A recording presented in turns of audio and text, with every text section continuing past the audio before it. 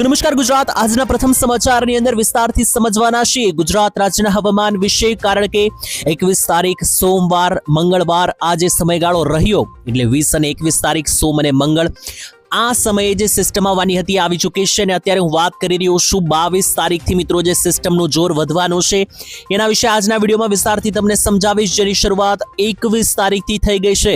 તારીખોને લઈને મિત્રો જો તમે અત્યારે ગૂંચવાયેલા હોય તો ફરીથી સમજાવી દઉં, વાત કરવાનો છું। આજે 21 તારીખ અને મંગળવાર વહેલી સવારથી ગુજરાત રાજ્યમાં શરૂ થયો છે ધોધમાર વરસાદ અને હવે 21 તારીખ મંગળવાર બપોર પછીથી લઈને મોડી રાત્રિ સુધી પણ આજે વરસાદ ભૂક્કા કાઢતો જોવા મળવાનો છે, જેની અંદર રાત્રિના 12-1 વાગ્યા સુધી વરસાદી સિસ્ટમો ગુજરાતને ધમરોળવાની છે। બીજી બાજુ બુધવાર અને 22 તારીખનો દિવસ પણ બપોર સુધી કેવો રહેશે તે પણ જાણીશું આજના આ વિડીયોની અંદર। તેની સાથે મિત્રો કેટલાક વેધર મોડેલો, કેટલાક નકશાઓ આપણી પાસે આવ્યા છે, એને આધારે પણ વિસ્તારથી સમજવાનું છે કે આગામી કલાકોમાં ગુજરાત રાજ્યની અંદર વાતાવરણ કેવું જોવા મળવાનું છે। તો આ બધી જ માહિતી મિત્રો આ એકમાત્ર વિડીયોના માધ્યમથી આપવામાં આવશે, તો વિડીયો જે છે તે છેલ્લે સુધી જોવાનું રાખજો, જેથી કરીને તમને આ બધી જ જેટલી પણ કામની અને જરૂરી માહિતી આવી રહી છે બધી મળી જાય। અને બીજા નંબરે મિત્રો તમને જણાવી દઈએ તો અહીંયા વિડીયોમાં આગળ વધીએ એની પહેલા એક ડિસ્ક્લેમર આપવા માંગુ છું કે વિડીયોમાં જે પણ માહિતી આપવામાં આવે છે બધી વેધર મોડેલો, ડેટાઓ અને આંકડાઓને આધારે છે, જેની પુષ્ટિ અમે કરતા નથી। સૌથી પહેલા મિત્રો જોઈએ તો સિસ્ટમ કેવી જોવા મળી રહી છે, ચાલો લાઈવ દેખાડી દઉં તો જોઈ લો। અત્યારે આખી બંગાળની ખાડીથી સક્રિય બનેલી સિસ્ટમ ગુજરાત રાજ્ય ઉપર પહોંચી ચૂકી છે। આ બંગાળની ખાડીનો આખો પટ્ટો છે અને સિસ્ટમનો આખો પટ્ટો છે અને અત્યારે આ જ સિસ્ટમ સેમ ટુ સેમ તમે જોશો તો બંગાળની ખાડીથી આ રીતની આગળ વધી ચૂકી છે અને અત્યારે દક્ષિણ ગુજરાતથી લઈને દક્ષિણીય સૌરાષ્ટ્રના પટ્ટા ઉપર સિસ્ટમનો આખો ટ્રેક બનતો જોવા મળી રહ્યો છે અને એને કારણે આખા ગુજરાતની અંદર અત્યારે મધ્યમ લેવલના વરસાદો શરૂ થઈ ચૂક્યા છે અને માત્ર મધ્યમ જ નહીં, ગુજરાતમાં 10-10 અને 12-12 ઇંચના વરસાદોની પણ શરૂઆત થઈ ચૂકી છે, જેના આંકડા મારી પાસે આવ્યા છે। છેલ્લા 24 કલાકમાં ગુજરાતમાં પડ્યો છે 10 ઇંચ સુધીના વરસાદો। તો કયા કયા જિલ્લામાં પડ્યા છે ચાલો એ પણ જોઈ લઈએ આગળના વિડીયોમાં, પરંતુ મેં તમને આ સિસ્ટમ દેખાડી દીધી, જોઈ લો। બંગાળની ખાડીમાં જે લો પ્રેશર બન્યું છે, જે અત્યારે જોર વધી રહ્યું છે, તેની કારણે હવે ગુજરાત સુધી આ સિસ્ટમો પહોંચી ચૂકી છે અને હવે આજથી એટલે 21 તારીખ મંગળવારના બપોરથી જ મિત્રો સિસ્ટમની તબાહી શરૂ થઈ જશે, તો બુધવારની રાત્રિ સુધી ગુજરાત રાજ્યમાં કડાકા ભડાકા સાથે ત્રાટકવાની છે સિસ્ટમો। અને બીજી બાજુ વાવાઝોડાને લઈને પણ કેટલીક આગાહીઓ આવી રહી છે મિત્રો, જણાવી દઈએ તો ગુજરાત રાજ્ય પર LPS સિસ્ટમ જે બની રહી છે તેને કારણે આગામી દિવસોની અંદર આ જોર હજુ જોશો તો 1 થી 2 તારીખ સુધી યથાવત જોવા મળી રહ્યું છે। એટલે ગુજરાતમાં જે વરસાદો શરૂ થયા છે મિત્રો, આ વરસાદો કોઈ આજકાલ સુધી નહીં, જોઈ લો 26 તારીખ સુધી રહેવાના છે, જેમાં મધ્ય અને ઉત્તર ગુજરાત ઉપર વધારે ઘાત બની રહી છે। જો કે મિત્રો જોઈએ તો દક્ષિણ ગુજરાત ઉપર હજુ એટલા કોઈ બહુ વધારે મિત્રો ઘાતક વરસાદની આગાહી દેખાઈ રહી નથી, પરંતુ ઉત્તર ગુજરાત અને મધ્ય ગુજરાતનો જે પટ્ટો છે ત્યાં આગળ વધારે ઘાતક સિસ્ટમો બનતી જોવા મળી રહી છે। તો એના વિશે ચાલો મિત્રો કેટલાક ફોટા અને કેટલાક વિડીયો આવી રહ્યા છે મારી પાસે, એનાથી તમને સમજાવો અને માહિતી આપો કે કઈ રીતની આગાહી અહીંયા જોવા મળી રહી છે। મિત્રો પહેલો ફોટો તમે લાઈવ જોઈ શકો ફોટા સ્ક્રીનના માધ્યમથી, અને અત્યારે લાઈવ આની અંદર જોશો તો ગુજરાત રાજ્યની અંદર આજે મિત્રો કાળા કલરનું સર્કલ જણાવ્યું, આ મિત્રો સિસ્ટમ રહેવાની છે આખી ગુજરાત રાજ્ય ઉપર। અત્યારે જો તો આખા ભારતમાં વરસાદી રાઉન્ડો શરૂ થઈ ચૂક્યા છે, જેમાં ગુજરાત રાજ્ય પર ઝૂમ કરીને દેખાડીએ તો જોઈ લો આ ગુજરાત રાજ્યના નકશામાં જે ઉત્તર અને મધ્યના ભાગો છે, દક્ષિણીય ભાગો છે, ત્યાં વધારે જોર બની રહ્યું છે। અને બીજી બાજુ પણ જોશો તો હવામાન વિભાગે નકશો જાહેર કરી દીધો છે, ગુજરાતમાં રેડ એલર્ટ અને ઓરેન્જ એલર્ટ જાહેર કરી દેવામાં આવ્યું છે। રેડ એલર્ટ વાળા બધા જ વિસ્તારોમાં ગુજરાતમાં આજે 10-10 ઇંચના વરસાદો સુધીની આગાહી, જેમાં નવસારી અને વલસાડમાં આજે રેડ એલર્ટ છે। તેની સાથે સાથે ઓરેન્જ એલર્ટની વાત કરીએ તો ઓરેન્જ એલર્ટ આજે દાદરાનગર હવેલી, ડાંગ, નર્મદા, તાપી, છોટાઉદેપુર, વડોદરા, ભરૂચ, સુરત, ભાવનગર, અમરેલી, ગીર સોમનાથ અને જુનાગઢ આ બધા જિલ્લાઓની અંદર આપી દેવામાં આવ્યા છે ઓરેન્જ એલર્ટ। આ બધા વિસ્તારોમાં પણ 2 થી 5 ઇંચ સુધીના છૂટાછવાયા ભારે વરસાદો પડી શકે, અને એના સિવાય પણ જોશો તો એની સિવાય પણ યલો સિગ્નલ જાહેર કરી દેવામાં આવ્યા છે ગુજરાત ઉપર, જેમાં પોરબંદર, રાજકોટ,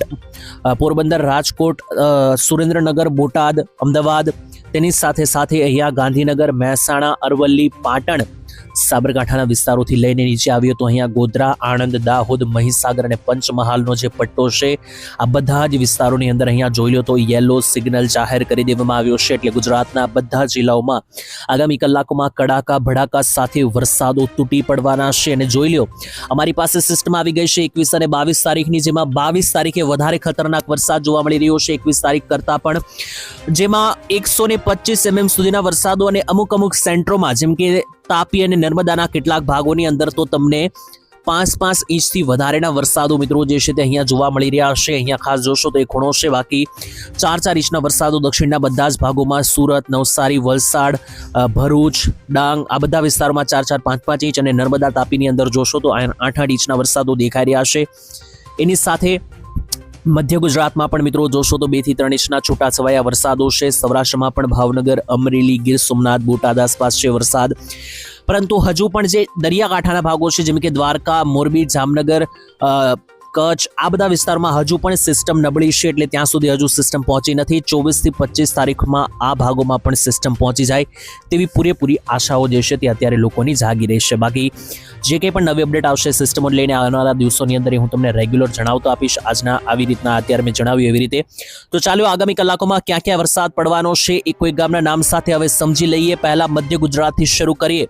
મધ્ય ગુજરાત ઉપર અત્યારે વધારે સિસ્ટમ સક્રિય થઈ રહી છે. 2 થી 4 ઇંચના છૂટાછવાયા ભારે વરસાદો જોવા મળી શકે, જેમાં દાહોદ, ગોધરાના વિસ્તારો, એની સાથે મિત્રો બાકીના પણ જોશો તો નડિયાદ, ડાકોર, અમદાવાદ, ગાંધીનગરના વિસ્તારો, કપડવંજના વિસ્તારો, બાલાશિનોર, તેની સાથે અહીંયા પંચમહાલ, ખેડા, નડિયાદ, આણંદ, ખંભાતથી લઈને આ બાજુ જોશો તો છેક મહીસાગર અને પંચમહાલ લાગુના સેન્ટરો સુધી મધ્ય ગુજરાતની અંદર ભારેથી અતિ ભારે વરસાદો જોવા મળી રહ્યા છે.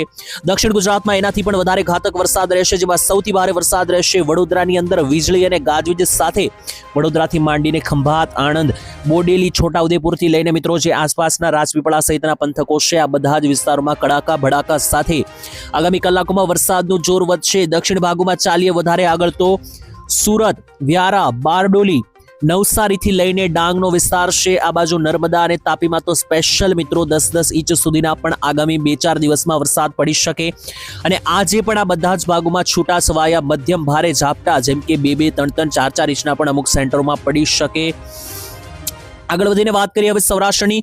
તો સૌરાષ્ટ્રની અંદર મિત્રો અમુક જિલ્લામાં વધારે જોર વધી રહ્યું છે, અમુક જિલ્લામાં ઓછું જોર દેખાઈ રહ્યું છે. જેમ કે પહેલા તો બોટાદ, સુરેન્દ્રનગર બાજુ અને રાજકોટ બાજુ સારા એવા વરસાદો જોવા મળી રહ્યા છે. તો આ જિલ્લામાં જો તમારા ગામડા અને જિલ્લાઓ આવે છે જેમ કે બોટાદમાં બરવાળા લાગુના વિસ્તારથી લઈને ધંધુકા, ગઢડા, રાજકોટમાં જોઈએ તો સરદાર, વિંછિયા, જેતપર આસપાસ, ઉપલેટા આસપાસ, ગોંડલ આસપાસ બધા જ સેન્ટરોમાં કડાકા ભડાકા સાથે જોર વધશે. નીચે આવીએ તો ભાવનગરની અંદર પણ તમે જોઈ શકો પાલીતાણા, અલંગના વિસ્તારોથી લઈને વલભીપુર, ગારિયાધાર અને બગદાણા સહિતના પંથકોમાં અને મહુવા લાગુના સેન્ટરોમાં પણ છૂટાછવાયા મધ્યમ વરસાદની આગાહી છે.